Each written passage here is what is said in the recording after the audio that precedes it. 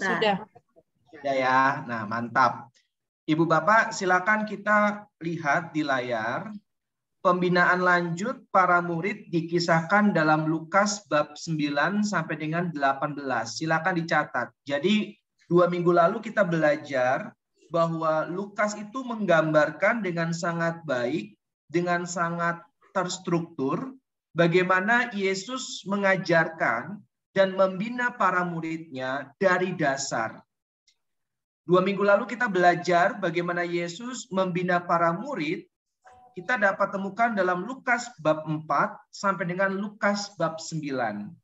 Penting untuk kita sadari bahwa dalam Lukas bab 4 sampai dengan Lukas bab 9 itu ada 14 mukjizat. Bayangkan Ibu Bapak, ada 14 mukjizat yang Tuhan Yesus lakukan hanya dalam Lukas bab 4 sampai dengan Lukas bab 9. Menandakan apa? Bahwa dalam pembinaan dasar ini, Yesus ingin mengajak para murid agar lebih peka dengan kebutuhan orang lain. Yesus membuat mukjizat bukan untuk pamer, bukan untuk dikagumi oleh orang banyak, bukan. Karena tujuan Yesus membuat mukjizat bukan untuk hal-hal demikian. Tetapi kenapa Yesus membuat mukjizat? Karena Yesus ingin memberikan contoh, ingin memberikan teladan kepada para muridnya agar mereka semua dapat hidup lebih peduli dengan orang yang membutuhkan. 2 minggu lalu kita juga belajar bagaimana para murid saat itu bilang kepada Yesus, "Guru, hari sudah larut malam. Tolonglah, suruh mereka pulang." Lalu Yesus bilang apa? Jangan, engkau harus memberi mereka makan. Nah, hal ini sangat penting untuk kita pahami dalam pembinaan dasar para murid. Bahwa Yesus ingin para murid lebih peduli, lebih punya empati terhadap orang lain. Malam hari, mereka diminta untuk pulang. Tetapi justru sebaliknya, Yesus meminta para murid memberi orang-orang itu makan. Nah, jadi itu adalah tujuan dari pembinaan dasar para murid. Sedangkan pembinaan lanjut dapat kita jumpai dalam Lukas bab 9 sampai dengan Lukas bab 18. Jadi, pembinaan lanjut ini lebih dalam lagi. Setelah Yesus membina para murid dengan hal-hal yang hebat, mukjizat kesembuhan, ya, melipat gandakan 5 roti dan 2 ikan, semuanya serba hebat, semuanya dapat dilihat. Tetapi Yesus ingin mengajak para murid untuk lebih mengenal panggilan sejati sebagai murid Yesus. Makanya dalam pembinaan lanjut ini, mukjizat-mukjizat itu semakin berkurang. Jelas ya Ibu Bapak ya? Dalam pembinaan lanjut ini, mukjizat-mukjizat semakin berkurang. Kenapa? Karena sudah waktunya para murid tidak hanya fokus pada mukjizat, pada kesembuhan, pada hal-hal yang hebat, hal-hal yang tampaknya luar biasa. Yesus mau para murid meninggalkan konsep seperti itu. Makanya Ibu Bapak, kita tahu kualitas iman kita dari bagaimana kita merespon kehidupan kita. Banyak orang meninggalkan Yesus karena merasa doanya tidak dikabulkan. Sakit begitu lama, devosi kepada Bunda Maria dalam devosi novena 3 kali Salam Maria, devosi kepada kerahiman ilahi, setiap hari berdoa rosario, mohon kesembuhan dari Tuhan. Tetapi setelah sekian lama berdoa, Tuhan tidak pernah menyembuhkan mereka. Lalu orang-orang ini mulai kecewa pada Tuhan dan akhirnya mulai meninggalkan Tuhan. Untuk apa saya berdoa? Toh selama ini saya mohon kesembuhan, Tuhan tidak pernah mengabulkannya. Nah, berarti orang-orang seperti ini baru dalam level pembinaan dasar. Jelas ya Ibu Bapak ya, teman-teman ya. Karena yang dilihat adalah apa yang tampak, apa yang hebat, mukjizat-mukjizat dan sebagainya. Itu baru bagian pembinaan dasar. Nah, di pembinaan lanjut ini akan banyak hal-hal yang mengguncang iman mereka. Makanya banyak di antara mereka yang kaget. Kenapa kok seperti ini? Apalagi nanti kita akan menjumpai bagaimana Yesus bernubuat akan dirinya sendiri. Bahwa anak manusia itu akan akan disiksa, bahkan akan mati. Ya. Dan para murid kaget. Nggak mungkin Tuhan. Masa engkau disiksa sampai mati? Nah, Yesus ingin menunjukkan sesuatu yang di luar dugaan mereka. Ya, kita akan masuk ke dalam PowerPoint-nya Ibu Bapak. Dinamika pembinaan lanjut ini mulai dengan pernyataan dalam Lukas bab 9 ayat 51. Silakan dicatat Ibu Bapak. Jadi pembinaan lanjut para murid Yesus itu dimulai dari ayat ini. Lukas 9 ayat 51. Silakan satu orang volunteer tolong bacakan. Lukas 9 ayat 51. Ketika hampir genap waktunya, Yesus diangkat ke sorga, ia mengarahkan pandangannya untuk pergi ke Yerusalem. Oke, terima kasih Kak Yunita. Jadi ini adalah awal bagaimana Yesus ingin membina para muridnya lebih lanjut. Dengan kalimat, ketika hampir genap waktunya Yesus diangkat ke surga, ia mengarahkan pandangannya untuk pergi ke Yerusalem. Jadi inti dari pembinaan lanjut adalah Yesus ingin menunjukkan kepada para muridnya, memberikan teladan bahwa tujuan hidupnya adalah Yerusalem. Di mana kita tahu bahwa di Yerusalemlah Yesus menuntaskan visi dan misi dari Bapa. Di Yerusalemlah Yesus menuntaskan semuanya. Maka Lukas 9 ayat 51 ini menjadi pijakan awal. Yesus ingin menunjukkan kepada para murid bahwa setiap mukjizat itu penting. Tetapi yang paling penting adalah bahwa kita harus pergi ke Yerusalem. Ya, maka dalam bagian pembinaan lanjut ini kisah-kisah mukjizat semakin berkurang dan diceritakan seakan-akan sambil lalu saja. Berbeda dengan Lukas bab 4 sampai dengan Lukas bab 9. Di mana pada saat itu kita tahu ada sekitar 14 mukjizat. Bayangkan. Jadi dalam pembinaan dasar tujuannya ingat tadi ya bahwa Yesus ingin mengajak para murid untuk lebih peka dan peduli terhadap mereka yang butuh pertolongan. Sehingga dengan Yesus membuat mukjizat, salah satunya dengan melipat gandakan 5 roti dan 2 ikan, Yesus ingin mengajak para murid untuk terlibat hidup bersama dengan orang-orang miskin, orang-orang marginal. Makanya Lukas itu dikenal sebagai Injil kaum marginal. Nah, dalam pembinaan lanjut, mukjizat-mukjizat itu semakin berkurang. Karena fokusnya bukan lagi pada mukjizat, fokusnya pada penderitaan.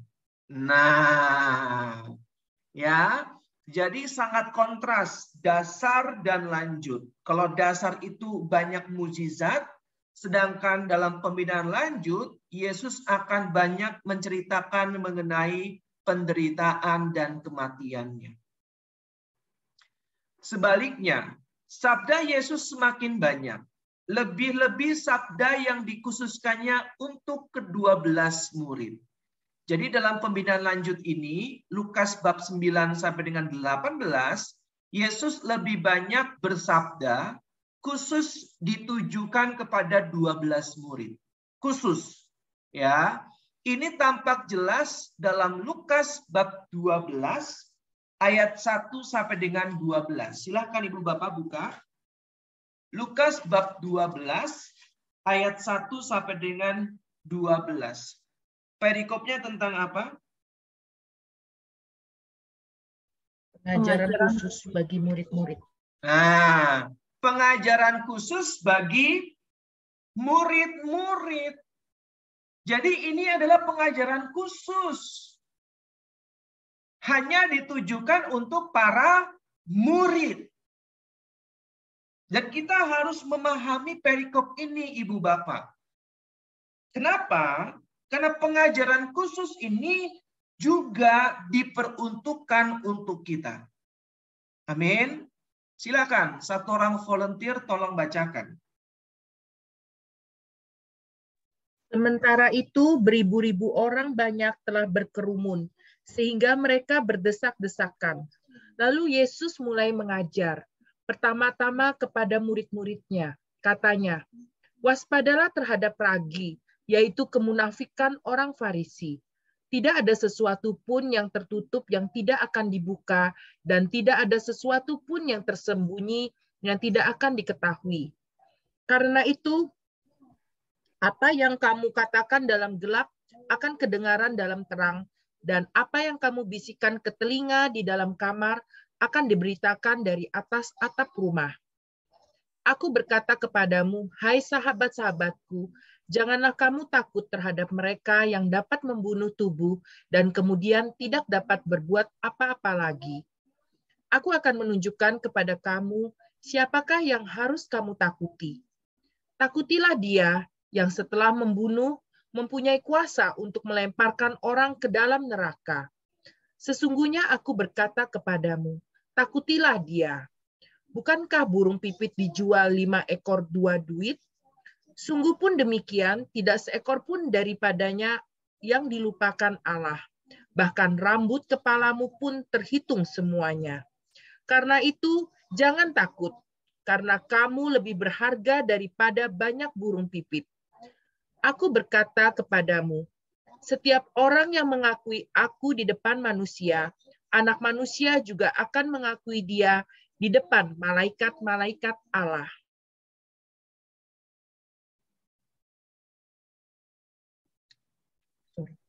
Tetapi barang siapa menyangkal aku di depan manusia, ia akan disangkal di depan malaikat-malaikat Allah.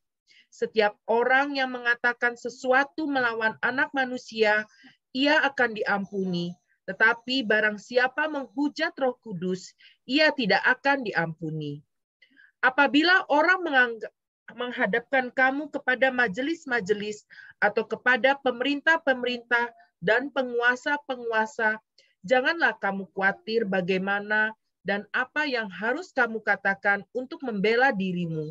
Sebab pada saat itu juga Roh Kudus akan mengajar kamu apa yang harus kamu katakan. Demikianlah sabda Tuhan, terpujilah Kristus. Terima kasih Ibu Hartini.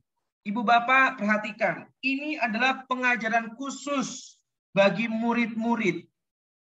Ya, dan begitu banyak poin-poin pengajaran yang harus kita pahami dengan baik dan benar. Jelas ya Ibu Bapak ya. Oke, yang pertama, kita fokus pada ayat yang pertama.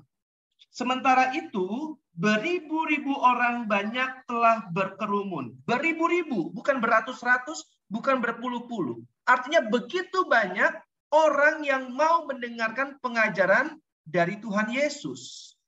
Ya. Sehingga mereka berdesak-desakan. Bayangkan Ibu Bapak.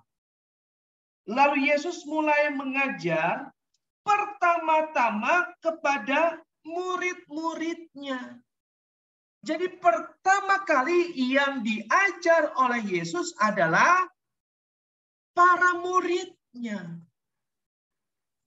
Ini penting untuk kita pahami, Ibu Bapak, bahwa ternyata Yesus benar-benar membekali para murid dengan pengetahuan dan dengan teladan.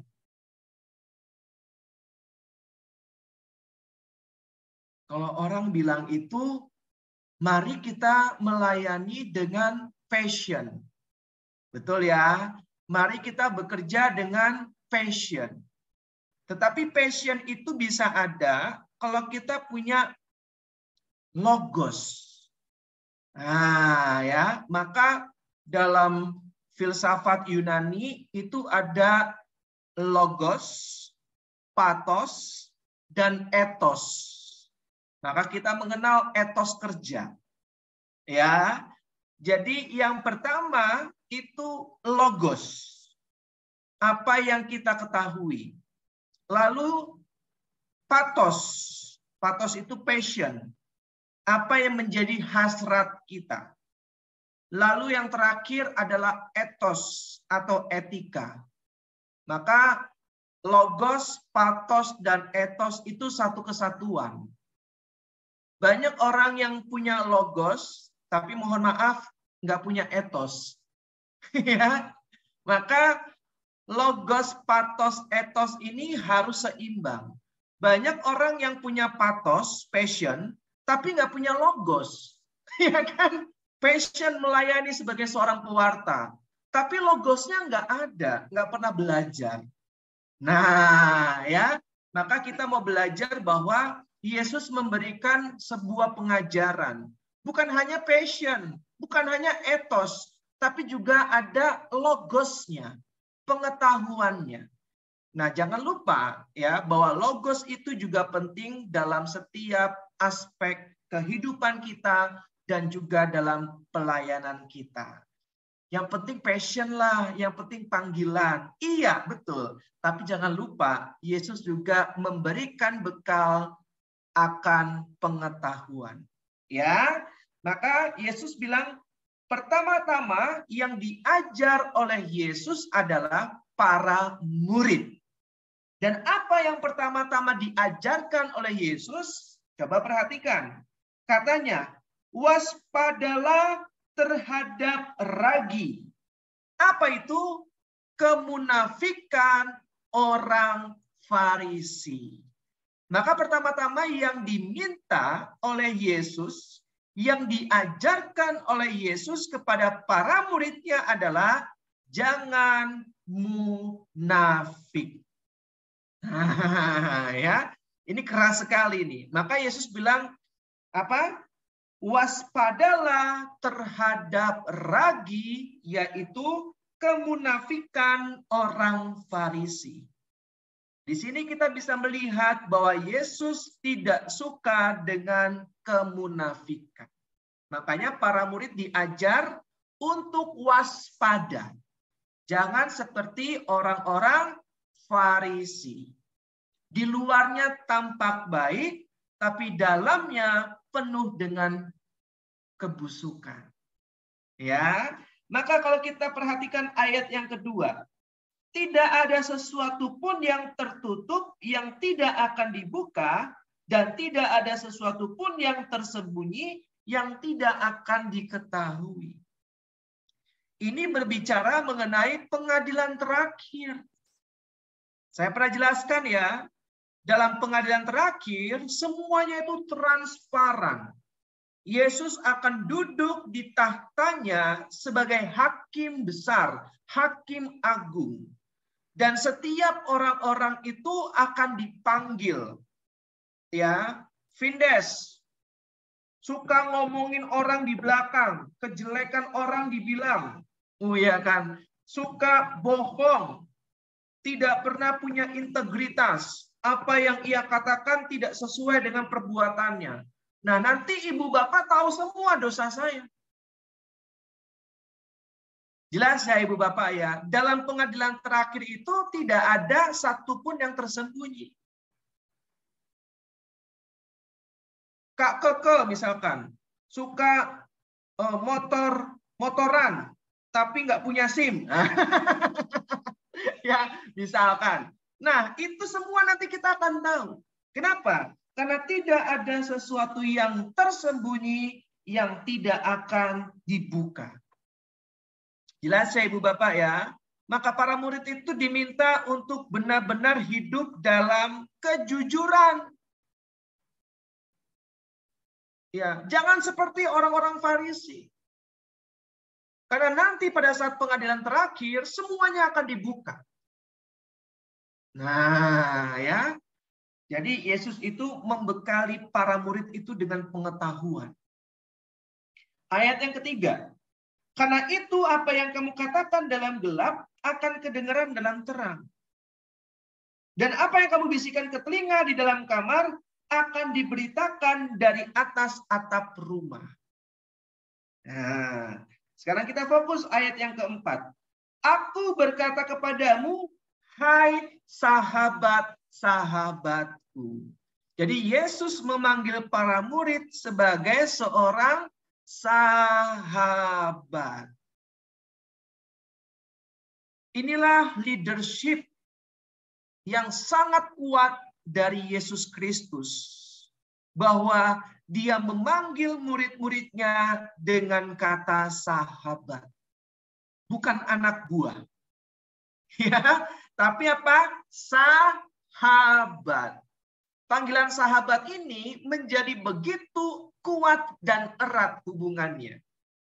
Jadi para murid itu merasa bahwa ternyata guru kami menganggap kami adalah sahabat-sahabatnya. Jadi tidak ada lagi jarak antara Yesus dengan para murid. Berikutnya, janganlah kamu takut terhadap mereka yang dapat membunuh tubuh dan kemudian tidak dapat berbuat apa-apa lagi. Aku akan menunjukkan kepada kamu siapakah yang harus kamu takuti. Takutilah dia yang setelah membunuh mempunyai kuasa untuk melemparkan orang ke dalam neraka. Sesungguhnya aku berkata kepadamu, takutilah dia. Nah, neraka Ibu Bapak itu dalam bahasa Yunani Gehenna. Ya, Gehenna. Atau biasa disebut dengan lembah Hinnom. Ya. Ini ada di daerah Israel Palestina, ya. Oke, tempat untuk membuang atau membakar ya hal-hal yang berkaitan dengan korban yang tidak terpakai atau yang najis ya, itu semua dibakar di lembah Hinnom itu. Maka disebut dengan Gehenna. Ya, diterjemahkan dalam bahasa Indonesia itu neraka. Ya, tempat-tempat yang hal-hal yang najis, hal-hal yang tidak berkenan itu dibuang dan dibakar di sana. Ya. Oke. Kemudian yang berikutnya.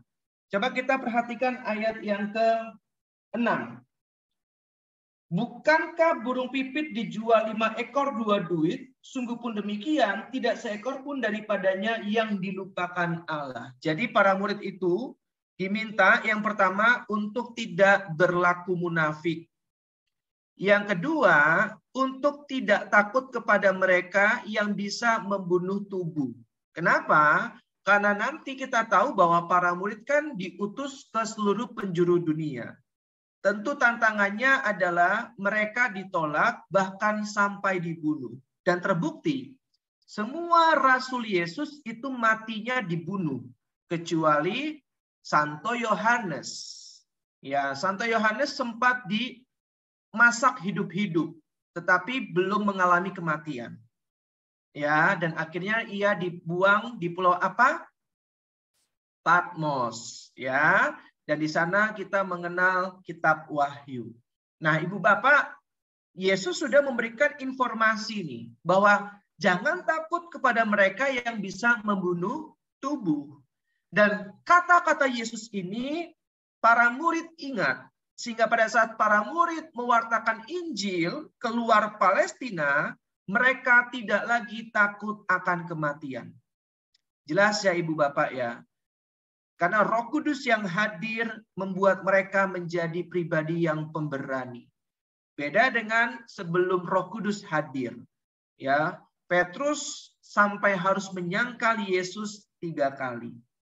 Ya, mereka berkumpul di suatu ruangan, mereka takut, akhirnya pintu-pintu dan jendela dikunci semua. Tetapi pada saat Roh Kudus hadir, mereka berani bahkan sampai harus memberikan nyawa mereka. Ya, Santo Andreas disalib dengan bentuk huruf X. Ya, lalu kemudian Petrus disalib terbalik. Rasul Paulus kita tahu kepalanya dipenggal. Ya, dan sebagainya. Jadi semua rasul Yesus itu mengalami kematian dengan dibunuh kecuali Rasul Yohanes. Tetapi Yesus sebelumnya sudah memberikan peringatan, jangan takut kepada mereka yang bisa membunuh tubuh. Lalu yang ketiga, Yesus juga memberikan pengajaran, jangan takut dan khawatir akan masa depanmu. Ya, bahwa burung pipit aja Tuhan pelihara. Ya, ini pesan yang ketiga. Jadi pada saat mereka hendak melayani Tuhan, dengan penginjilan, dengan pewartaan mereka sampai ke ujung dunia, jangan takut bahwa Tuhan akan selalu menyertai dan menjaga hidup mereka. Lalu dibandingkan dengan burung pipit pun Tuhan pelihara. Ya, itu yang ketiga. Lalu yang berikutnya, yang keempat itu ada di ayat yang ke-8. Aku berkata kepadamu, setiap orang yang mengakui aku di depan manusia, anak manusia itu juga akan mengakui dia di depan malaikat-malaikat Allah. Tetapi barang siapa menyangkal aku di depan manusia, ia akan disangkal di depan malaikat-malaikat Allah. Jadi para murid diminta untuk tidak menyangkal Yesus sebagai anak Allah dan Mesias. Jelas ya Ibu Bapak ya? Nah, ini semua kenapa Yesus katakan, karena Yesus sedang mempersiapkan mereka untuk mewartakan Injil ke seluruh penjuru dunia.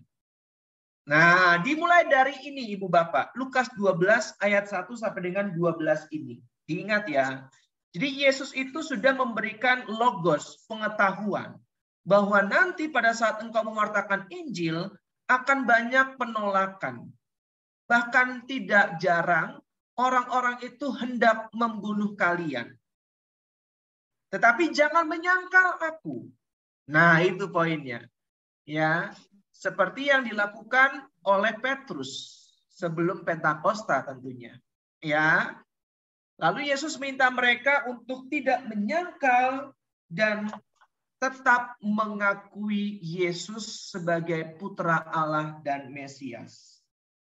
Oke, yang ke-10 sekarang. Tadi udah 4 pesan ya, semoga dicatat ya Ibu Bapak ya.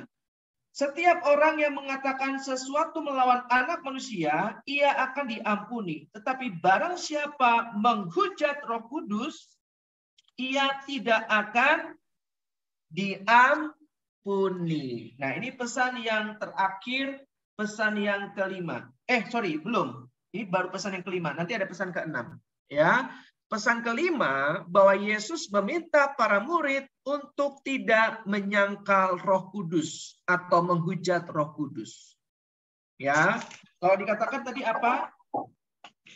Kalau setiap orang yang mengatakan sesuatu melawan anak manusia, ia akan diampuni. Jadi kalau ada orang yang tidak percaya Yesus sebagai Tuhan dan Juru Selamat, mereka tetap akan diampuni. Tetapi kalau ada yang menghujat Roh Kudus, ia tidak akan diampuni. Maksudnya apa? Saya pernah jelaskan ya Ibu Bapak ya.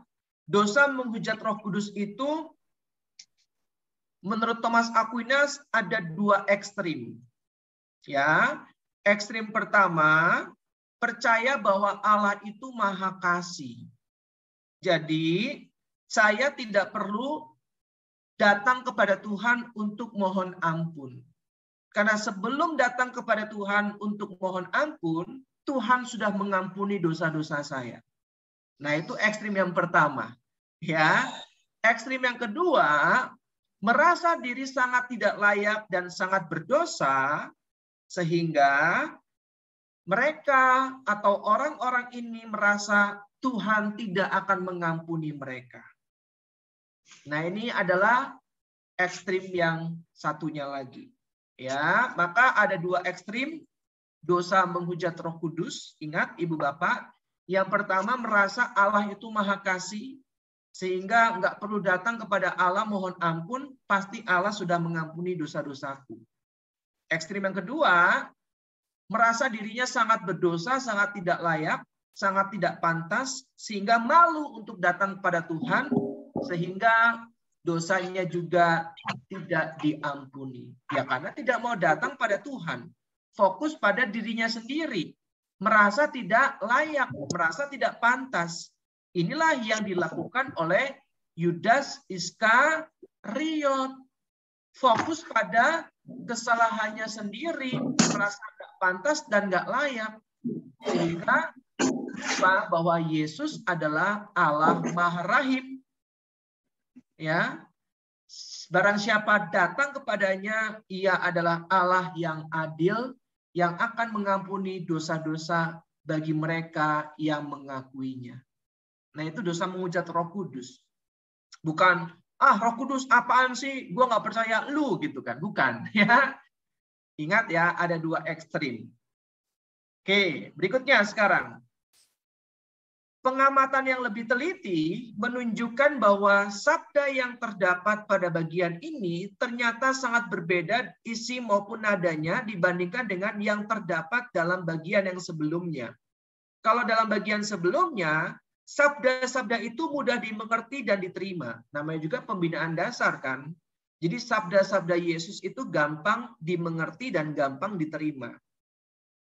Tetapi dalam pembinaan lanjut ini, ada bagian yang tidak mudah dimengerti dan tidak mudah diterima, apalagi dijelaskan kepada orang lain.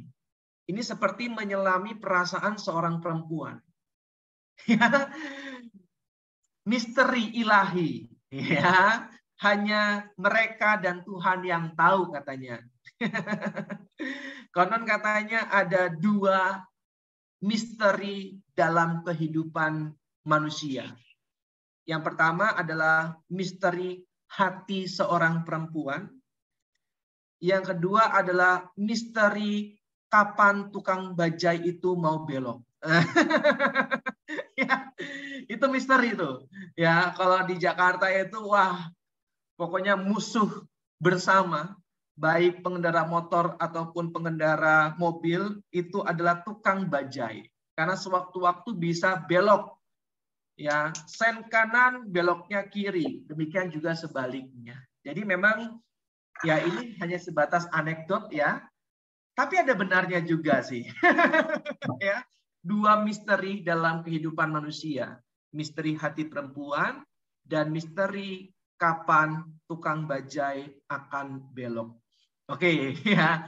Kemudian yang berikutnya, misalnya ketika ada orang yang ingin mengikuti Yesus tetapi minta izin untuk menguburkan bapaknya, Yesus berkata kepadanya dalam Lukas bab 9 ayat 60. Silakan Ibu Bapak. Lukas 9 ayat 60.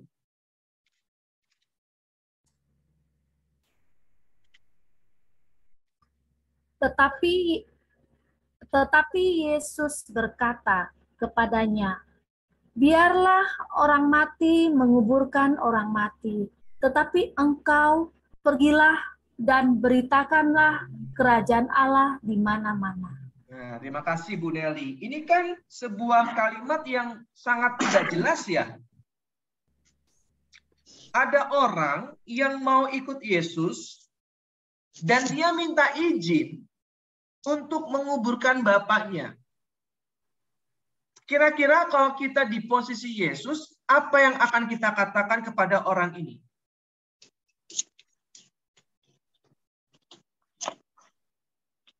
Mungkin ada yang bilang, oke, nggak apa-apa, saya tunggu.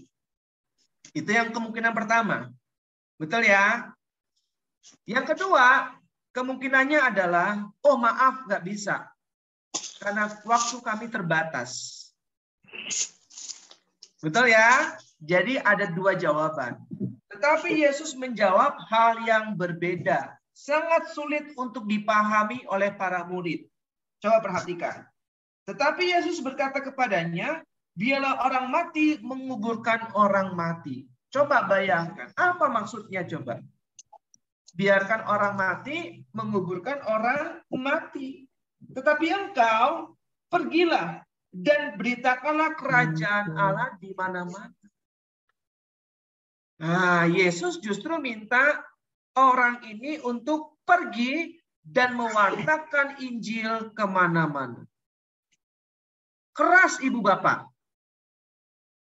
Kira-kira kalau misalkan ibu bapak berada di posisi orang muda ini, terluka nggak dengan sikap Yesus? Marah nggak?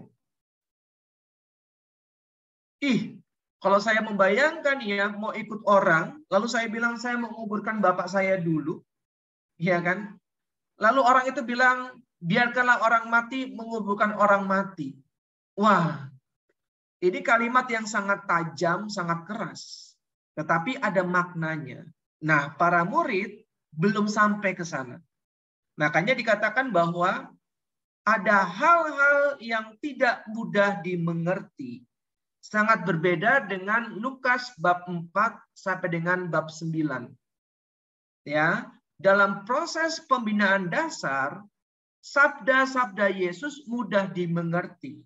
Tetapi dalam pembinaan lanjut, ternyata sabda-sabda Yesus sulit untuk dimengerti dan dipahami. Ya, maka pertanyaannya adalah, dengan jawaban Yesus tersebut, ke arah mana para murid khusus ini dibina melalui sabda-sabda ini? Jadi Yesus itu mau ngarahin kemana sih pembinaannya? Nah, kalau tadi dalam Lukas bab 12 ayat 1 sampai dengan 12, kita baru sampai ke 5 pesan ya. Tetapi ada satu pesan lagi, coba kita balik lagi ke Lukas 12 ayat 11. Lukas 12 ayat 11. Apabila orang menghadapkan kamu kepada majelis-majelis atau kepada pemerintah-pemerintah dan penguasa-penguasa, janganlah kamu khawatir bagaimana dan apa yang harus kamu katakan untuk membela dirimu. Sebab pada saat itu juga Roh Kudus akan mengajar kamu apa yang harus kamu katakan. Ini pesan yang terakhir dalam pembinaan khusus para murid. Yang keenam, ya, bahwa para murid diminta untuk tidak khawatir apa yang harus kita sampaikan. Pada saat mungkin kita diperhadapkan, mungkin kita dimintakan pertanggungjawaban. Ya, jelas ya Ibu Bapak ya. Tapi jangan khawatir bahwa Roh Kudus akan menuntun dan membimbing engkau. Semoga dicatat Ibu Bapak 6 pesan khusus ya yang Yesus ajarkan kepada para muridnya. Oke, berikutnya. Sekarang, arah yang pertama yang Yesus ingin lakukan dalam proses pembinaan lanjut ini adalah Yesus ingin membina para murid menjadi pribadi-pribadi lepas bebas. Oh, ternyata Lukas 9 ayat 60 itu Yesus mengatakan hal demikian karena Yesus ingin mengajak para murid untuk memiliki sikap lepas bebas. Ibu Bapak, saya mau tanya kepada Anda semua. Keterikatan yang paling menakutkan di dunia ini, keterikatan apa?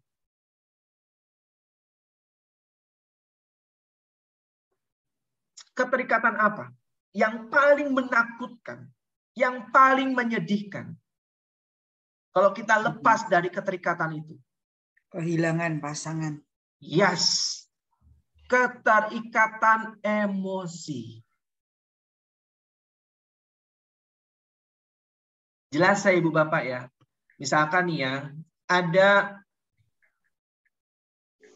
teman saya papanya meninggal. Saya sedih.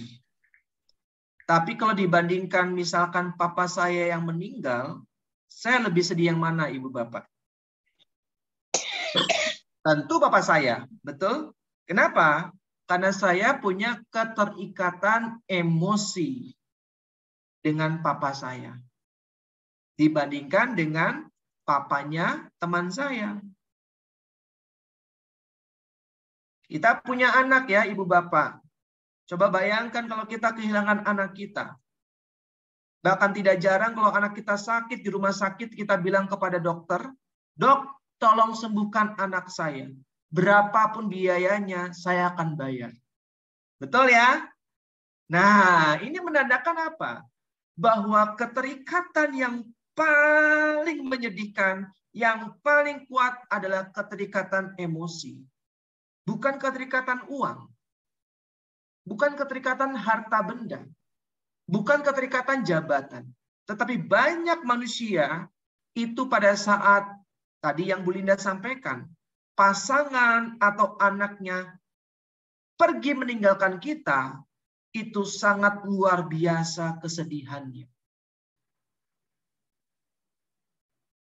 Jadi Yesus bilang, biarlah orang mati menguburkan orang mati, dan engkau wartakanlah Injil kemana-mana, menandakan bahwa Yesus ingin para muridnya punya sikap lepas bebas.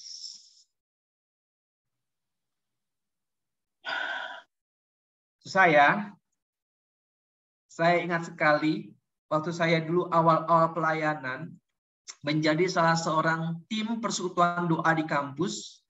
Waktu itu kami mengundang seorang pembicara dari India.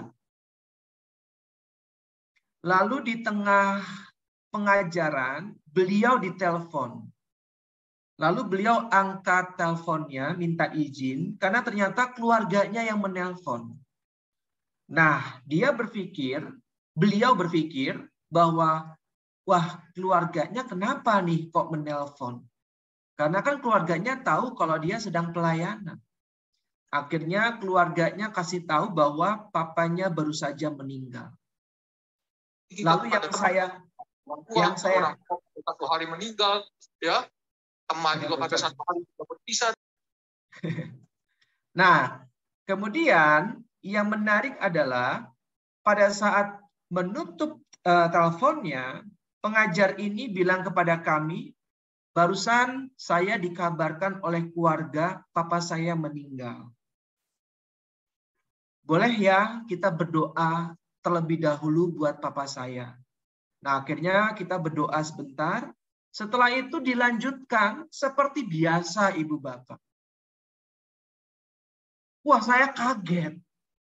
Memang tampak sekali ekspresi sedih dan terpukul. Sangat wajar, ya kan? Tetapi bagaimana pengajar ini tetap melanjutkan pelayanannya dengan penuh sukacita. Saya tidak pernah melupakan peristiwa itu. Ada ya orang seperti itu. Nah, ternyata pengajar ini sudah lulus dari pembinaan lanjut. Ya kan?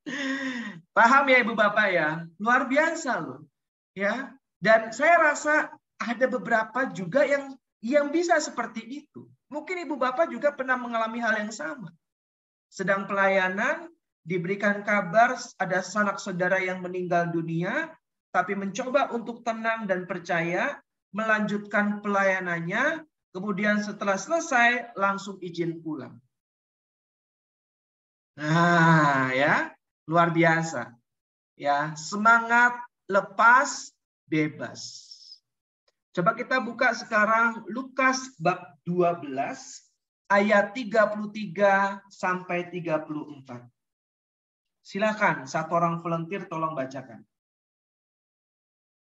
Jualah segala milikmu dan berikanlah sedekah. Buatlah bagimu pundi-pundi yang tidak dapat menjadi tua, suatu harta di surga yang tidak akan habis, yang tidak dapat didekati pencuri, dan yang tidak dirusakkan ngengat. Karena di mana hartamu berada, di situ juga hatimu berada. Amin. Terima kasih Bu Hartini. Jelas ya Ibu Bapak ya. Diteguhkan kembali dengan ayat 33 dan 34. Masih dalam bab 12. Ya.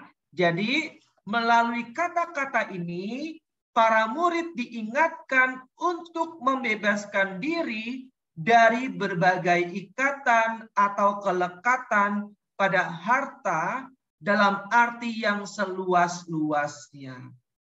Jadi bukan hanya mengenai harta benda, tapi juga mengenai keluarga.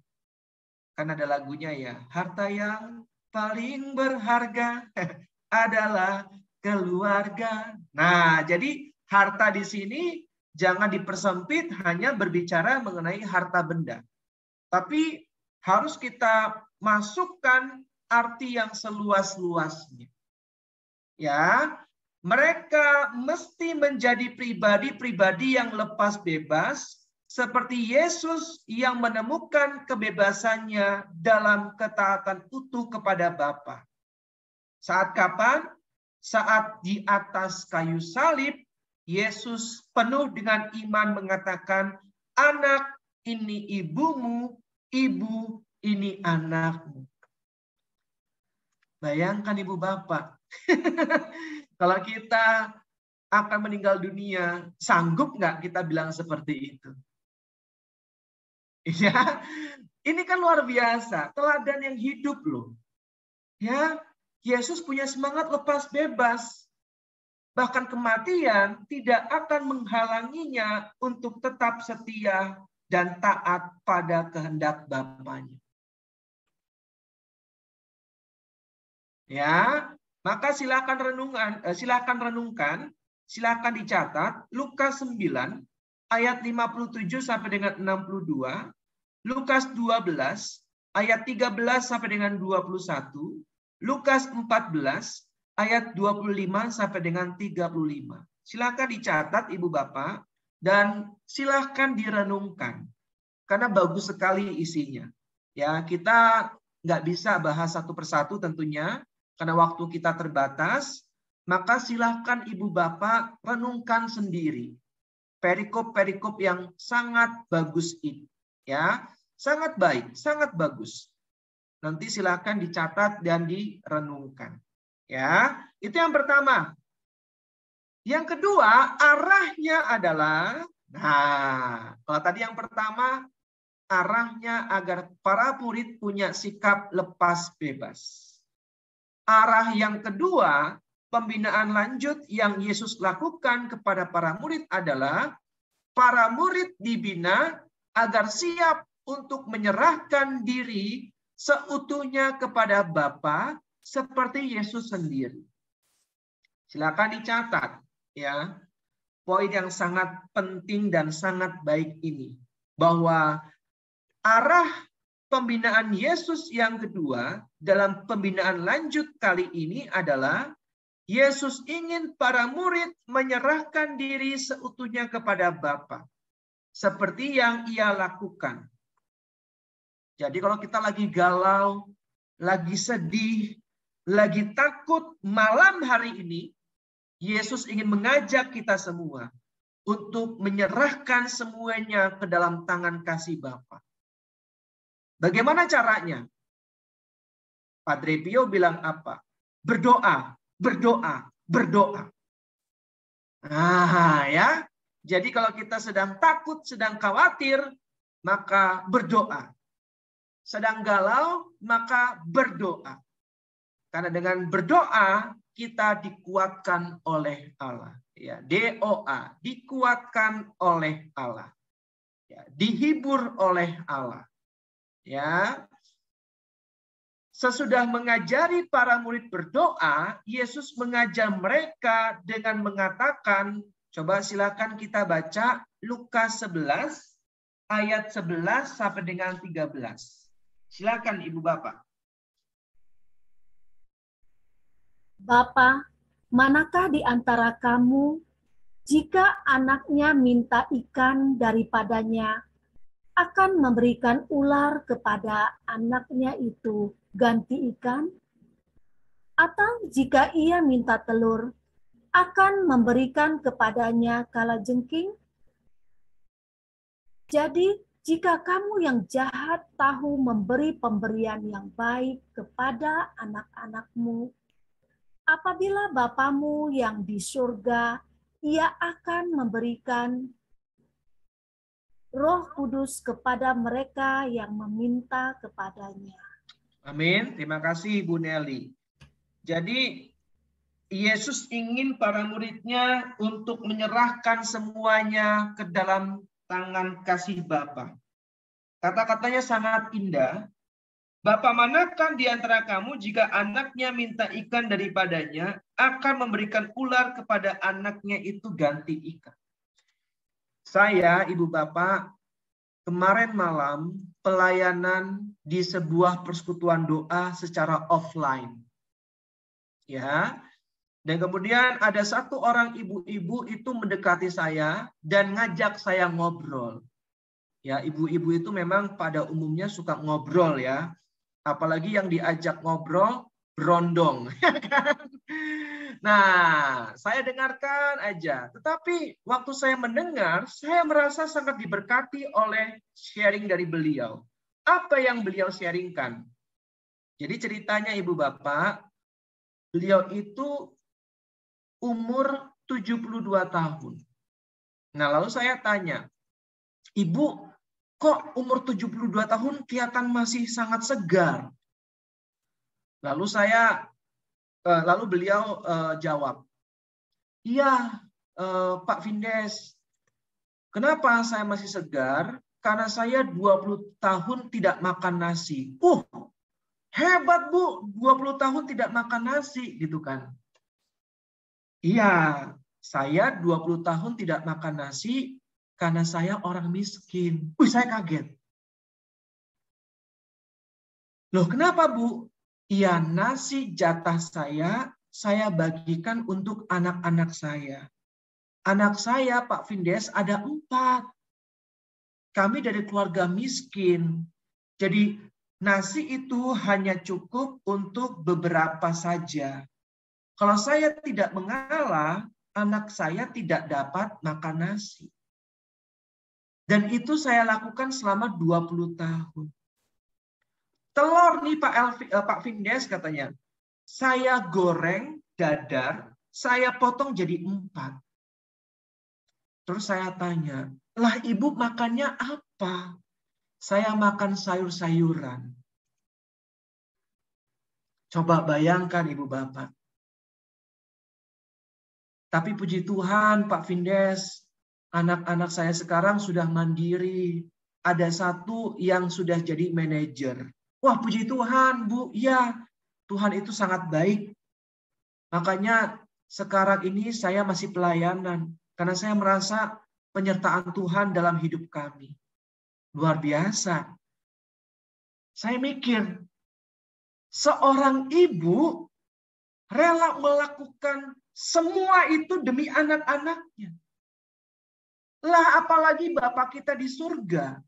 Nah ini yang mau disampaikan oleh Yesus. Jangan takut bahwa engkau itu berharga. Lihat burung pipit di udara. Tuhan pelihara. Apalagi engkau yang jauh lebih berharga dibandingkan burung pipit ini. Nah itu yang mau disampaikan. Jadi para murid diminta untuk menyerahkan diri seutuhnya kepada Bapa. Silakan renungkan juga Lukas 12 ayat 22 sampai dengan 34. Nah, ini yang kedua, arah pembinaan Yesus. Yang ketiga, yang terakhir ini. Ternyata yang ketiga ini yang paling sulit. Jadi, arah pembinaan lanjut Yesus kepada para murid adalah para murid dibina untuk mengerti salib. Apa maksudnya? Inilah pembinaan yang paling penting dan sekaligus paling sulit. Kenapa paling sulit? Ingat, mayoritas para murid Yesus adalah orang-orang Yahudi. Dan menurut cara berpikir mereka, orang-orang yang diberkati Tuhan adalah orang-orang yang kaya raya, yang sehat walafiat. Itu cara berpikir mereka. Yesus mengajarkan hal yang bertolak belakang.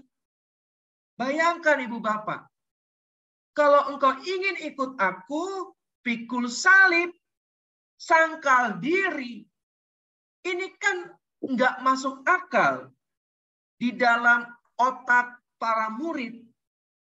Makanya banyak di antara mereka yang kaget. Bahkan Petrus menarik Yesus dengan mengatakan apa? Sekali-kali tidak akan pernah terjadi. Nah, Yesus langsung bilang, enyahlah iblis. Engkau hanya memikirkan apa yang ingin kau pikirkan, bukan apa yang Tuhan pikirkan. Jelas ya Ibu Bapak ya? Maka inilah pembinaan yang paling sulit, yang harus didengar dan diterima oleh para murid. 3 kali Yesus berbicara mengenai penderitaan yang akan ditanggungnya. Silakan catat. Jadi dalam pembinaan lanjut ini, Yesus berbicara mengenai penderitaannya sebanyak 3 kali. Dan kita tahu 3 itu adalah angka yang sempurna. Selain angka 7 dan 10. Maka Yesus dengan menekankan pengajaran mengenai penderitaannya sebanyak 3 kali, disinilah poin terpentingnya. Bahwa anak manusia itu akan menderita dan wafat. Para murid diingatkan sebanyak 3 kali. Ketiga sabda ini menandai saat-saat yang paling penting dalam perjalanan Yesus menuju Yerusalem. Dan saat-saat yang menentukan dalam pembinaan para murid. Jadi Yesus itu nggak hanya ngomong hal-hal yang manis Ibu Bapak. Itu udah cukup pada saat pembinaan dasar. Pada saat pembinaan lanjut, Yesus harus jujur. Yesus harus transparan. Yesus harus apa adanya. Jangan melulu ngomongin hal-hal yang hebat, hal-hal yang manis, hal-hal yang indah. Tapi Yesus ingin menunjukkan bahwa nanti aku ini akan menderita, disiksa, bahkan mati. Siap nggak kalian jadi muridku? Jelas ya Ibu Bapak ya? Maka kalau ada yang bilang bahwa ikut Yesus itu banyak berkat, nah berkat apa dulu ini? Ya kan? Hati-hati gitu ya. Yesus tidak pernah mengajarkan itu loh. Ya, tetapi carilah dahulu kerajaan Allah dan segala kebenarannya, maka semuanya akan ditambahkan bagimu. Jangan salah tafsir, berbahaya. Nanti kita malah kembali lagi ke cara berpikir perjanjian lama. Orang yang diberkati adalah orang yang kaya secara materi. Lah romo-romo nggak diberkati dong. Suster-suster nggak diberkati dong. Lah kaulnya kaul kemiskinan. Ayo. Nah, cara berpikir seperti itu tentu tidak tepat. Salah. Ya. Yesus ingin mengajak para murid untuk berani menghadapi kenyataan, yaitu hidup dalam penderitaan. Ya, maka sekarang bagi siapapun yang saat ini sedang menderita, bersyukurlah. Ya, karena ini adalah bagian dari proses pembinaan lanjut. Ya, sehingga kita tahu bahwa seperti sekolah ataupun kuliah, nilai kelulusan itu harus dimulai dari ujian. Ya, jadi kalau kita mau lulus sebagai murid pembinaan lanjut, maka harus berani menghadapi ujian. Maka menjadi murid Yesus itu nggak pernah gampang. Banyak orang akhirnya meninggalkan imannya demi pasangannya. Ya, karena merasa ikut Yesus nggak mendapatkan apa-apa. Ya, jabatan ditukar dengan iman. Ya, masih banyak yang seperti itu ya. Kalau mau naik jabatan harus meninggalkan iman akan Kristus. Oke. Kemudian yang selanjutnya, sekarang kita masuk ke dalam pola pembinaan dan buahnya. Ini penting Ibu Bapak. Jadi tadi kita sudah masuk ke dalam pembinaan lanjut, lalu arah pembinaannya. Sekarang kita berbicara mengenai pola pembinaan dan buahnya. Meskipun Yesus membina para murid dengan sabda-sabdanya, namun tujuannya bukan pembentukan ideologi. Tolong digarisbawahi. Jadi Yesus membina para murid tidak sedang membentuk ideologi. Ya, tujuan pembinaan ini adalah agar para murid mengikuti Yesus. Silakan dicatat. Jadi tujuan pembinaan adalah agar para murid mengikuti Yesus. Para murid hidup bersama dengan Yesus. Mereka melihat bagaimana Yesus berbicara dan bersikap terhadap peristiwa-peristiwa yang terjadi di depan matanya. 3 tahun bersama. Tahu apa yang menjadi percakapan Yesus. Apa yang menjadi sikap Yesus. Konon katanya manusia itu kan baru tahu sifat aslinya pada saat sedang mengalami tekanan. Betul nggak Ibu Bapak? Ya, naik gunung tuh. Udah mulai kelihatan tuh karakternya. Ya kan? Nah, para murid kan bisa melihat bagaimana Yesus sedang mengalami ketakutan. Bagaimana Yesus ditolak. Para murid melihat semuanya itu. Jelas ya Ibu Bapak ya. Makanya Yesus tidak hanya mengajar dengan kata-kata, tapi juga dengan sikap dan perbuatan. Integritas. Dalam diri Yesus, para murid melihat bahwa warta dan hidup itu sama, yaitu satu. Kalau saya masih diragukan. Jelas saya Ibu Bapak ya. Karena saya hanya mengajar dengan kata-kata. Yang tahu kehidupan saya adalah keluarga saya. Pun juga dengan Ibu Bapak. Dalam pelayanan kita bisa tersenyum. Kita bisa ramah. Kita bisa sabar. Tapi belum tentu dalam keluarga. Ya, kita menjadi diri apa adanya dalam keluarga. Maka, jika ingin tahu siapa kita sebenarnya, tanyakan kepada keluarga kita. Yesus itu punya keluarga. Siapa? Para murid. Selama 3 tahun hidup bersama. Jadi, kalau mau tahu siapa Yesus, tanya kepada para murid. Jangan tanya pada orang-orang yang tidak pernah hidup bersama dengan Yesus. Jelas ya Ibu Bapak ya? Maka penting kita pahami bahwa ajaran Gereja Katolik adalah ajaran apostolik. Satu Kudus Katolik dan apostolik. Pengajaran yang diturunkan langsung dari Yesus melalui para rasulnya. Karena para rasul itulah yang tahu Yesus seperti apa. Jelas ya Ibu Bapak ya. Ini penting untuk kita pahami bersama. Saya pengen tahu Kak Keke, ya saya harus tanya suaminya. Ya, saya ingin tahu Bu Linda, ya saya harus tanya suami dari Bu Linda. Semoga sampai sini paham ya Ibu Bapak ya.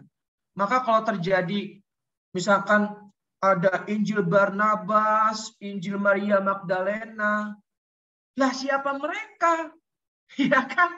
Mereka tidak hidup bersama dengan Yesus. Jelas ya Ibu Bapak ya. Kita harus benar-benar mengerti dan memahami akan pentingnya pewartaan dari para rasul.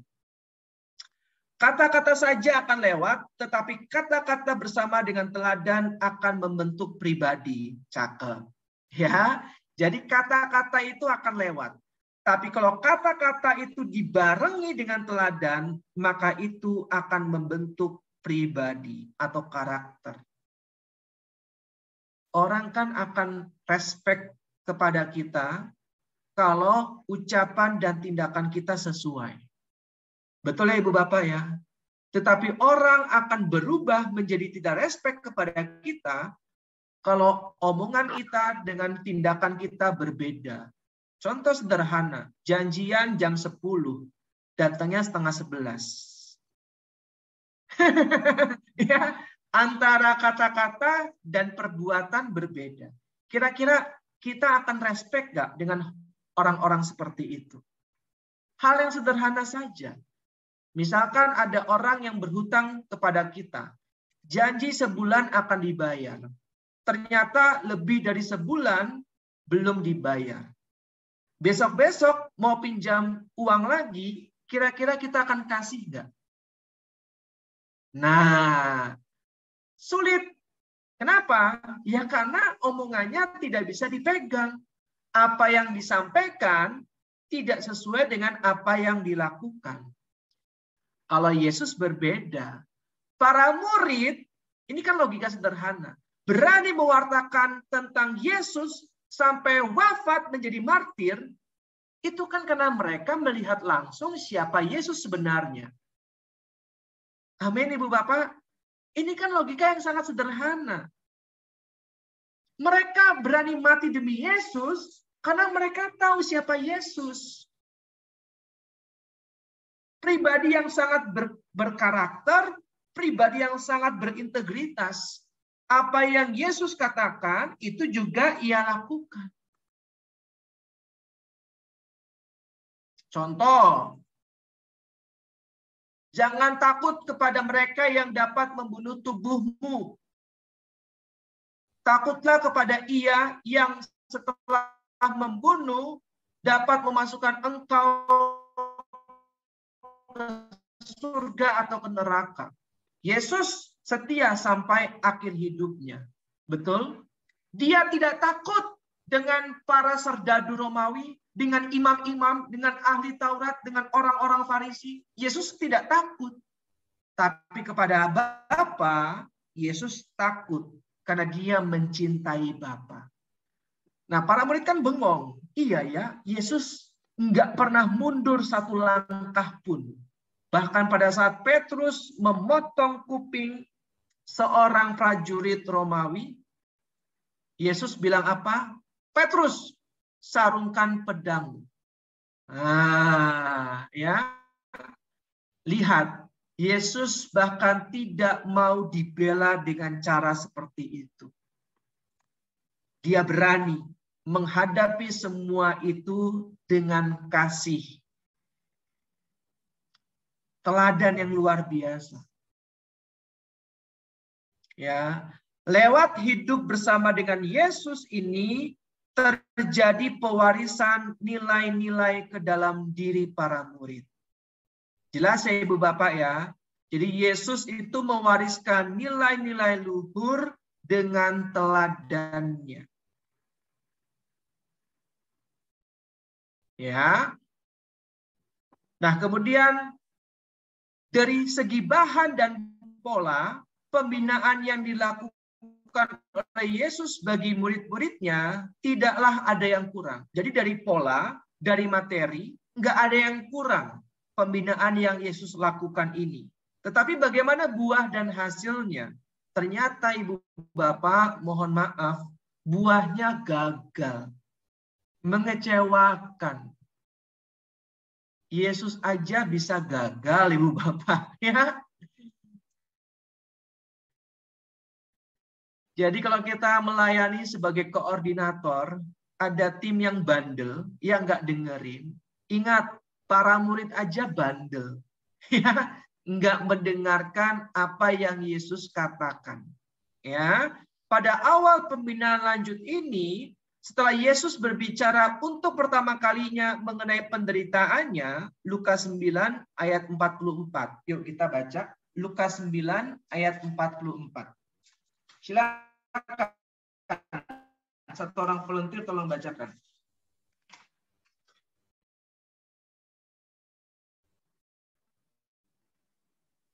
Ini Yesus berbicara pertama kali mengenai penderitaannya. Yaitu dalam Lukas 9 ayat 44. Dengarlah dan camkanlah segala perkataanku ini. Anak manusia akan diserahkan ke dalam tangan manusia. Bu Ana. Jadi Yesus mengatakan penderitaannya, bahwa anak manusia akan apa? Akan diserahkan ke dalam tangan manusia. Lalu kita lihat ayat 45-nya. Mereka tidak mengerti perkataan itu, sebab artinya tersembunyi bagi mereka. Jadi mereka itu nggak paham. Masa Mesias itu akan mati konyol. Mereka belum sampai kepada pemahaman itu, Ibu Bapak. Belum sampai kepada pemahaman bahwa anak manusia itu akan diserahkan ke dalam tangan manusia. Kenapa? Karena sebelumnya mereka banyak melihat mukjizat. Nah, lalu tiba-tiba Yesus langsung bilang mengenai penderitaannya. Makanya mereka tidak mengerti, tersembunyi bagi mereka. Sehingga mereka tidak dapat memahaminya. Dan mereka tidak berani menanyakan arti perkataan itu kepadanya. Apa yang buat mereka tidak berani? Mungkin saja takut menghadapi kenyataan. Ya, oke. Mungkin ketidakpahaman ini masih bisa dimengerti karena para murid masih pada titik yang sangat awal dalam pembinaan lanjut ini. Wajar ya, ingat Lukas 9 masih dalam awal masa pembinaan lanjut. Jadi kalau misalkan mereka masih belum paham, kita bisa maklumi. Namun ternyata pada akhir bagian ini pemahaman mereka tidak lebih baik. Setelah Yesus berbicara untuk ketiga kalinya mengenai penderitaannya yang sudah dilengkapi dengan nubuat dan kebangkitannya, para murid malahan sama sekali tidak paham. Jadi para murid itu nggak paham kenapa? Pura-pura nggak paham atau nggak paham beneran? Ya kan? Coba kita baca Lukas 18 ayat 31 sampai dengan 34. Ini bagian akhir dari pembinaan lanjut. Lukas 18. Coba kita baca. Silakan. Yesus memanggil ke-12 muridnya lalu berkata kepada mereka, "Sekarang kita pergi ke Yerusalem dan segala sesuatu yang ditulis oleh para nabi mengenai Anak Manusia akan digenapi. Sebab ia akan diserahkan kepada bangsa-bangsa yang tidak mengenal Allah, diolok-olokkan, dihina, dan diludahi. Dan mereka menyesah dan membunuh dia, dan pada hari ketiga ia akan bangkit. Akan tetapi mereka sama sekali tidak mengerti semuanya itu. Arti perkataan itu tersembunyi bagi mereka, dan mereka tidak tahu apa yang dimaksudkan." Demikianlah sabda Tuhan, terpujilah Kristus. Nah, Ini akhir loh dari proses pembinaan lanjut. Yesus sudah mengatakan sampai ketiga kali loh. Betul kan Ibu Bapak? Bahkan sampai disertai dengan nubuat. Apa nubuatnya? Sekarang kita pergi ke Yerusalem dan segala sesuatu yang ditulis oleh para nabi. Jelas banget. Segala sesuatu yang telah ditulis oleh para nabi mengenai anak manusia akan digenapi. Sebab ia akan diserahkan kepada bangsa-bangsa yang tidak mengenal Allah, diolok-olok, dihina, dan diludahi. Dan mereka menyesah dan membunuh dia, dan pada hari ketiga ia akan bangkit. Ini nubuat. Dan para murid tahu, karena dalam perjanjian lama, dalam nubuat-nubuat para nabi, itu udah ada. Lalu Yesus menutupnya dengan perkataan ini. Bahwa anak manusia itu akan disesah, dibunuh. Tetapi pada hari ketiga akan dibangkitkan. Yang menarik adalah ayat 34. Akan tetapi mereka sama sekali tidak mengerti semuanya itu. Sama sekali Ibu Bapak. 0%. Ya, kalau kita sekolah nggak ngerti, paling nggak ngerti 50%. 50%-nya masih nangkep gitu kan. Tapi para murid sama sekali tidak mengerti. Arti perkataan itu tersembunyi bagi mereka dan mereka tidak tahu apa yang dimaksud. Jadi proses pembinaan lanjut ini ternyata gagal dan mengecewakan. Terakhir, pertanyaan besar yang harus dijawab adalah mengapa itu terjadi? Adakah sesuatu yang menghalangi sabda dan teladan Yesus merasuk ke dalam diri para murid? Adakah yang tidak memungkinkan terjadinya pewarisan nilai-nilai yang begitu agung dan luhur? Mari kita diskusikan. Silakan. Mungkin ada yang mau berbagi. Kira-kira kenapa Ibu Bapak? Para murid ini kok rasanya susah banget memahami apa yang Yesus sampaikan mengenai penderitaan. Silakan. Sudah selesai materi kita. Gimana Bu Ana? Karena memang latar belakang mereka kan dari bangsa Yahudi yang nggak mengenal bahwa sesuatu yang baik itu lewat sebuah penderitaan, Kak Pindes. Oke, good. Ya kan? Itu aja Bu Ana.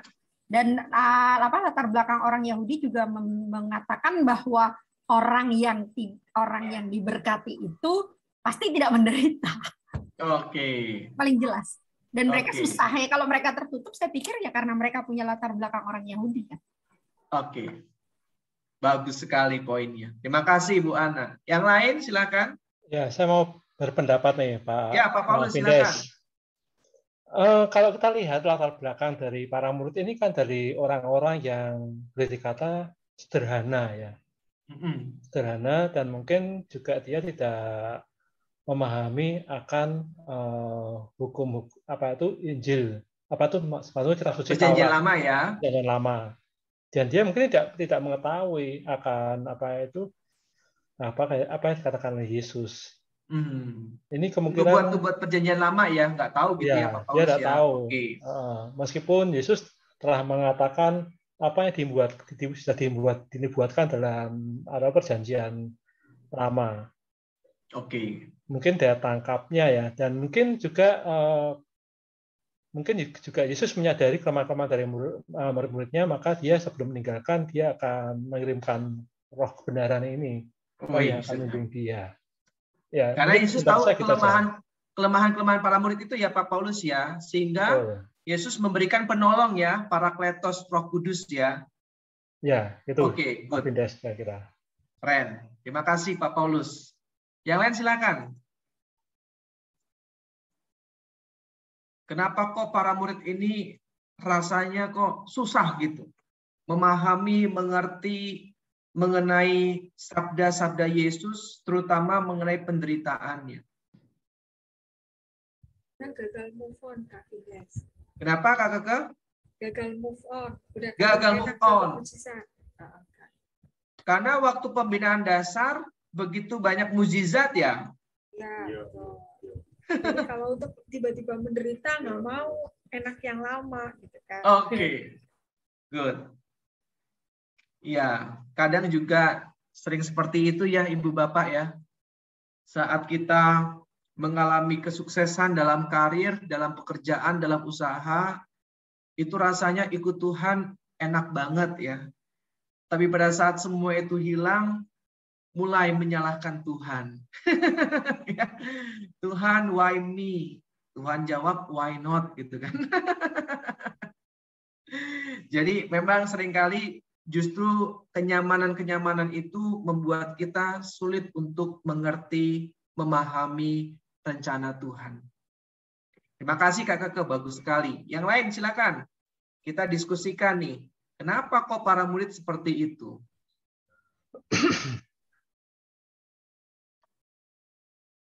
Mungkin para murid itu satu takut lagi bertanya rasanya. ya. Ya, berarti gimana? Mungkin para murid itu takut bertanya atau juga mempunyai, kadang kan orang itu ada kayak kesombongan rohani, jadi takut dianggap gak mengerti kan, kadang jaim gitu kan juga bisa kan. Oke, jadi sebenarnya para murid ini tahu gitu?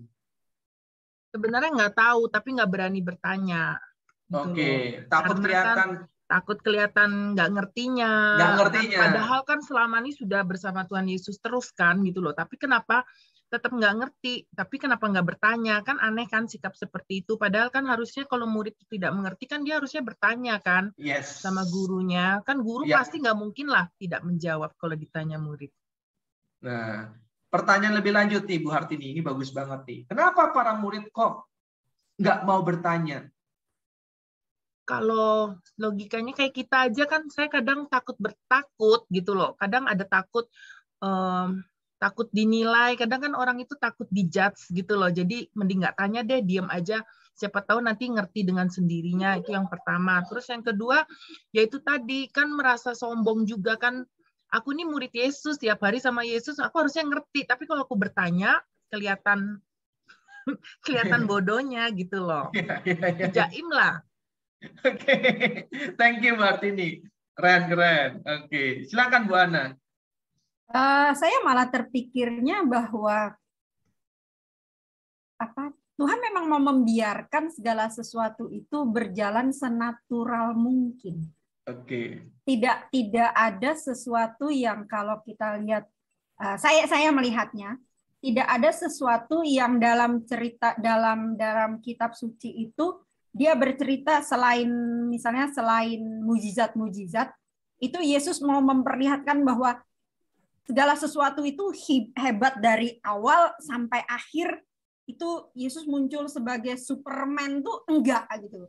Justru Yesus membiarkan segala sesuatu itu natural terjadinya apa adanya, yang para murid memang seperti itu, ya udah biarin. Tetapi pelan-pelan nanti kita dibawa ketika Yesus kemudian mati disalib, bahwa orang juga akan kocar-kacir lari dari seseorang yang kita percaya ketika dia tiba-tiba harus menderita seperti itu. Itu kan juga sesuatu yang natural, Kak Findes. Lalu ketika pada akhirnya cerita ini baru kelihatan luar biasanya justru ketika Roh Kudus datang. Pentakosta ya. Ya, pada saat Pentakosta, dan pada saat itulah segala sesuatu yang tadinya nggak mungkin, segala sesuatu yang memang para murid tidak percaya, tidak mengerti. Nah, pada saat itu segala sesuatu yang tidak dipercaya, yang tidak percaya, yang tidak jelas buat murid-murid, selama 40 hari itu kan akhirnya membuat mereka jelas. Ketika Yesus bangkit, dia mengajari mereka selama 40 hari. Saya pikir pelajaran advance-nya murid-murid ada di situ. Dan penguatan terakhir ketika Roh Kudus datang, itulah gong terakhir bahwa udah nggak ada pilihan. Ketika kita benar-benar memilih Kristus, ya udah. Pilihan kita cuma satu, kita harus menjadi pewartanya dia, selesai cerita. Oke. Bagus sekali. Terima kasih Bu Ana. Ada lagi ya, Bu Hartini? Tambahan nih Pak Vindes. Siapa lagi? Tapi kalau menurut saya, silakan Bu Hartini. Nanti kalau Pak menurut Paulus ya saya, disambung. Roh Kudus itu kan hadir itu memang mengubah murid akhirnya. Kalau menurut saya ya, jadi murid itu sebenarnya sudah berubah pada saat Roh Kudus itu hadir. Kalau menurut saya itu sih. Jadi waktu itu murid itu menjadi berubah menjadi berani, jadi peka, jadi pokoknya ya jadi murid yang sejati itu setelah hadirnya Roh Kudus. Jadi bukan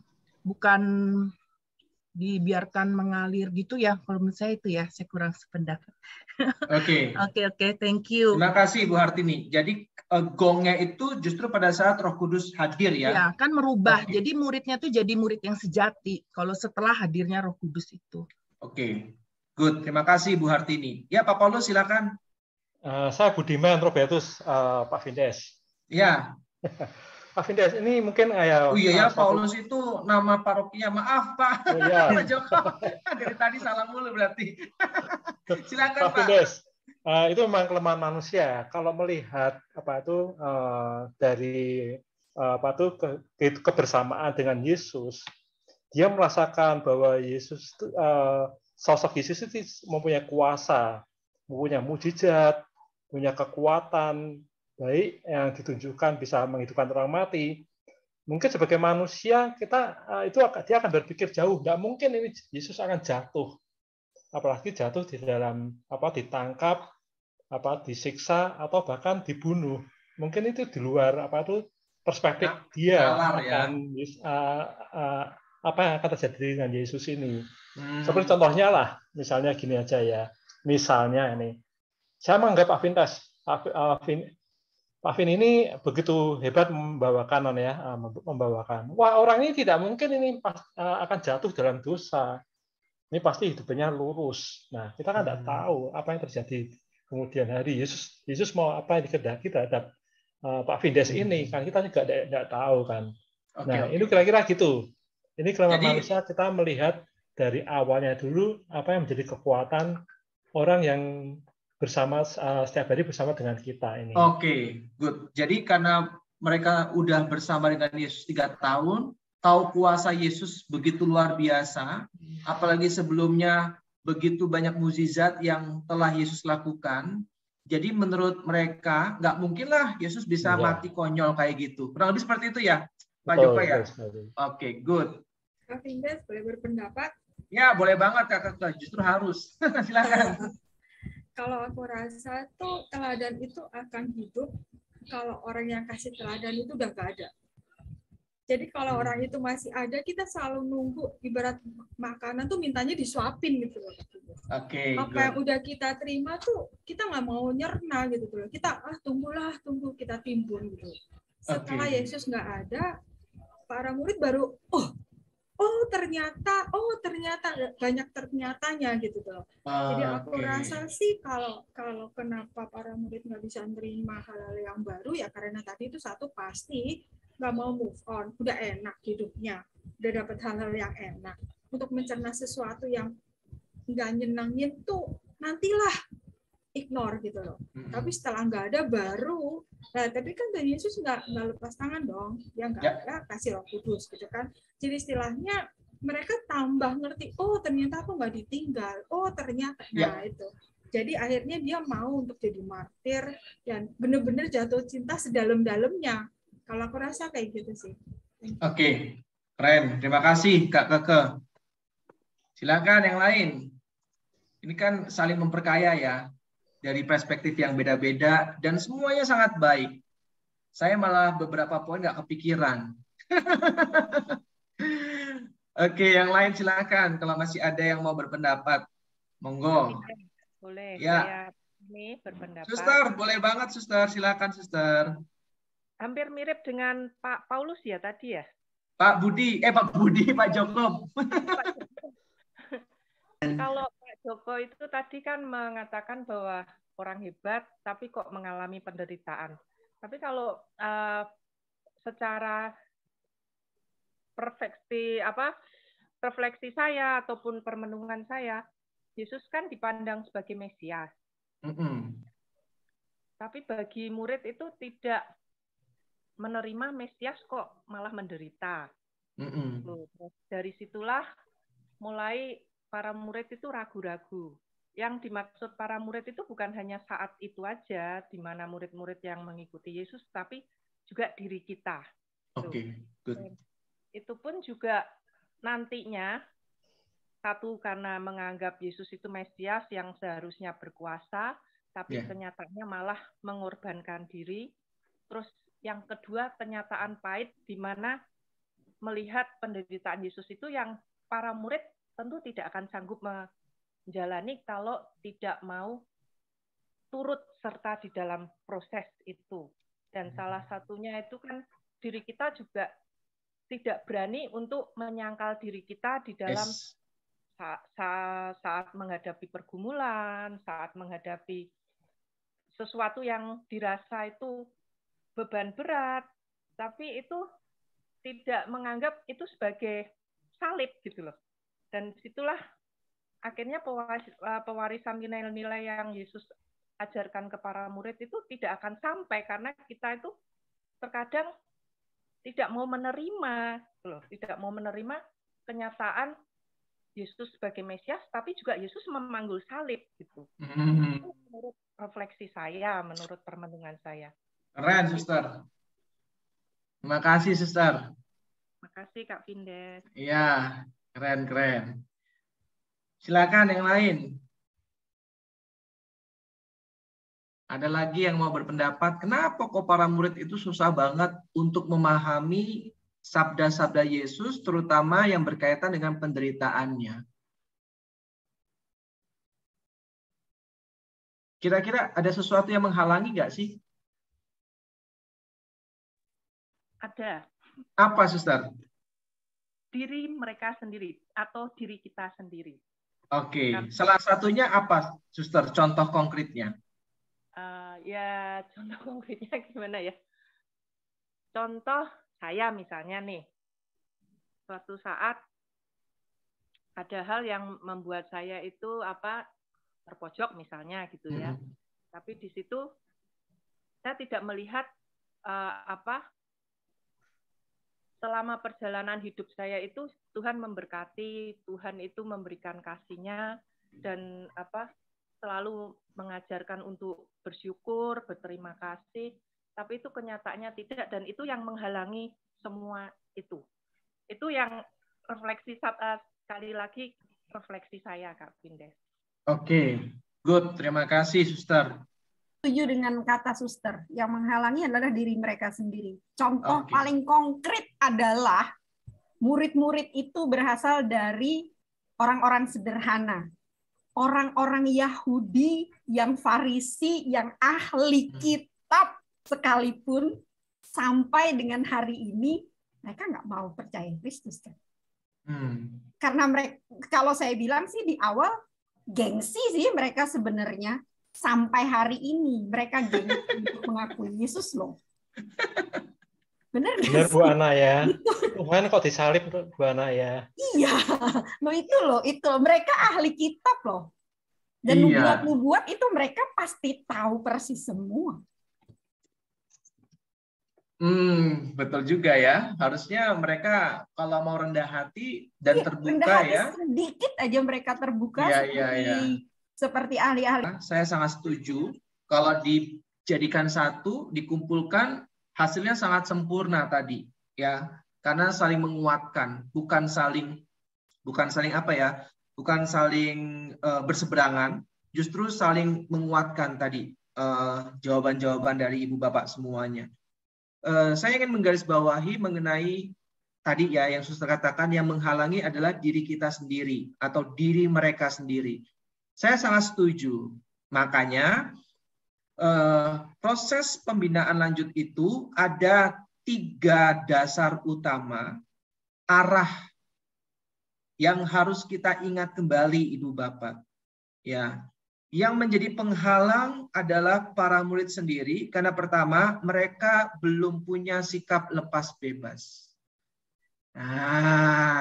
Ya, sama seperti kita misalkan saat kita mungkin memang harus jatuh secara ekonomi, kita masih terlalu sayang dengan harta benda kita tidak punya sikap lepas bebas. Sehingga kita belum bisa melihat rencana Tuhan seperti para murid. Ya, makanya hati-hati dengan ajaran-ajaran yang mengatakan ikut Tuhan itu selalu diberkati. Nah, kalau punya cara berpikir seperti ini, maka kita bisa seperti murid loh, nggak paham apa yang disampaikan oleh Yesus mengenai penderitaan. Karena konsepnya orang yang diberkati adalah orang yang berlimpah secara materi. Maka kita harus punya semangat lepas bebas. Apapun yang terjadi, kita percaya bahwa Tuhan selalu campur tangan. Yang kedua, saya melihat juga ini arahnya, ya. Maka Yesus sudah persiapkan sebelumnya, ya kan? Ya, Yesus sudah persiapkan. Yesus kan visioner. Dia tahu kok para murid itu nanti bakal apa ya? Bakal nggak paham kok. Makanya Yesus memberikan arah yang jelas dalam proses pembinaan lanjut ini. Yang kedua, karena para murid dihalangi dengan kesulitan mereka untuk berani menyerahkan diri seutuhnya kepada Bapa. Nah, ya, ini tampak seperti percakapan mereka kan. Siapa yang terbesar di antara kita? Ya kan? Fokusnya masih diri sendiri kan? Malah bertanya siapa yang terbesar di antara kita nanti. Nah, ini kan berarti mereka fokusnya masih pada diri sendiri, belum menyerahkan semuanya kepada Bapa. Ya, itu yang kedua, halangan yang kedua. Halangan yang ketiga adalah mereka masih belum bisa menerima arti dari salib. Ya, bahwa penderitaan itu hal yang sangat-sangat harus dihindari. Ya, siapa sih ibu bapak manusia yang mau menderita? Sampai detik ini kok kita nggak usah ngomong 2000 tahun yang lalu para murid. Kita sekarang, siapa sih yang mau menderita? Ya kan, nggak ada rasanya yang mau menderita. Kita semua maunya happy kok. Kita mau semua aman-aman aja. Makanya doanya beda. Tuhan, Engkau jauhkan kami dari segala mara bahaya. Nah, dari segala penderitaan. Itu doa kita. Ya kan, karena ya manusia pada umumnya cenderung tidak mau menderita. Ya, maka para murid itu masih belum memahami makna salib. Nah, 3 hal inilah yang menghalangi mereka untuk paham apa yang Yesus sampaikan terkait dengan penderitaannya. Makanya 3 hal inilah yang Yesus persiapkan. Dan terakhir seperti yang tadi Bu Ana sampaikan dan Bu Hartini sampaikan, Roh Kuduslah, ya, tadi juga Pak Joko bilang ya, yang nanti akan mengarahkan, membimbing mereka, dan akhirnya mengubah hidup mereka. Tetapi bukan dengan pengetahuan yang kosong, melainkan dengan pengetahuan yang sudah Tuhan Yesus berikan. Nah, ya, makanya pentingnya kita belajar logos. Sehingga pada saat ada hal-hal yang tidak baik terjadi, kita tahu karena Yesus sudah memberitahukan kita, sudah mengajarkan kepada kita. Ya, jangan cuma yang penting percaya. Ya, ingat fides et ratio, ya, iman dan nalar. Ya, pentingnya akal budi ya. Karena kalau iman tanpa akal budi jadinya fundamentalis ya. Tetapi kalau akal budi tanpa iman jadinya skeptis. Nah, penting agar kita memiliki akal budi dan juga iman. Ya, saat indera tidak mampu, iman jadi tumpuan. Nah, ya, saat kita tidak mengerti kenapa kok terjadi, iman yang jadi tumpuan. Nah, iman itu dapat terpelihara karena Roh Kudus.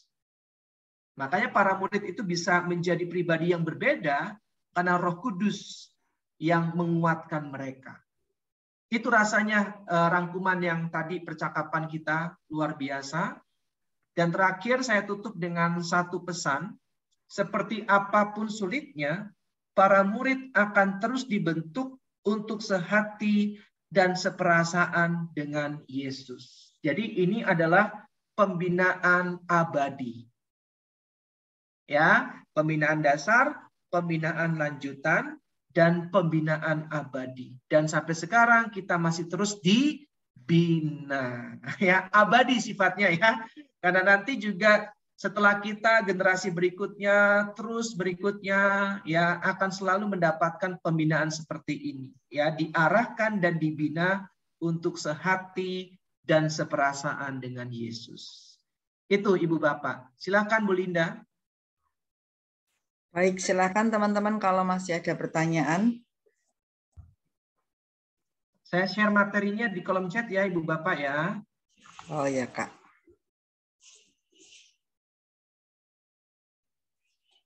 Semoga tidak berat materi kita malam hari ini. Yang nutup yang punya QRIS, silakan. Silakan Kak Doktrin. Aku jadi nggak mau komen antar. Loh iya, habis ini nggak komen orang tak tutup Zoom-nya. ini berasa hukuman. Kak Doktrin materinya udah ada belum? Udah saya kirim. Belum. Aku pakai handphone. Sudah saya kirim di grup. Baru mendarat. Masker aja baru masih digantung. Oh my God. Bu Linda sudah kirim di grup. Oh di grup. Oh puji Tuhan. Tapi nggak tahu sis Doktrin ada di grup itu enggak. Nah, gitu amat sih. Coba aku lihat. Ada kok. Terima kasih lo ya. Mentang-mentang udah keriting. Baru loh, rambutku baru nih loh. Oh jelas kok kelihatan baru, anyar. Kita berdoa. Marilah berdoa dalam nama Bapa dan Putra dan Roh Kudus. Amin. Allah Bapa kami, sumber kebaikan, kami sungguh bersyukur, kami masih menikmati kebaikan-Mu hingga saat ini. Dalam pertemuan kami SOK Basic malam hari ini, Engkau sungguh memberkati kami, ya Allah, melalui perantara hamba-Mu, Kak Vindes. Kami mohon kepadamu, sudilah kiranya Engkau menambahkan rahmat kelimpahan atasnya, sehingga dia sungguh menjadi saluran berkat-Mu bagi kami.